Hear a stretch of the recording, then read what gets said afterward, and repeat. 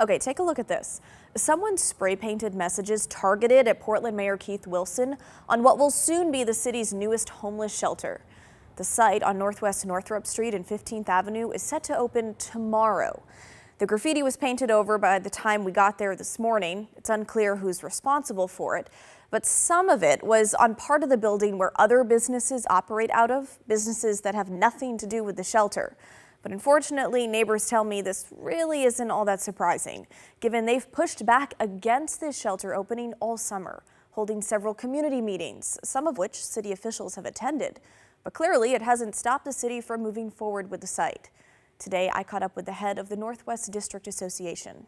I think everybody wants a solution that works, The concern is that we've lived through this for the last couple of years, and we understand this is going to concentrate the problem in a new way that's going to be devastating for this part of the neighborhood. We've already had businesses that have closed up shop. Some of the graffiti messages that popped up over the weekend are directed at the mayor, saying, "Shame on you, mayor. You don't listen. No shelter."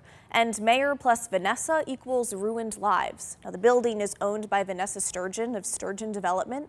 The site is part of the mayor's plan to open 1,500 new beds by December 1st.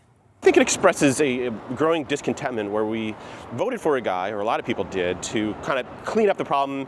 And what we didn't understand is that he doesn't know the problem, which is a drug crisis. This idea is just going to make the whole problem worse. Everybody knows it. Everybody knows what's coming, and people are upset. Now, we reached out to the mayor's office about this. They sent us a one-sentence response saying the mayor does not have a comment about the graffiti. We talked with a woman who's lived in the neighborhood for the past 10 years.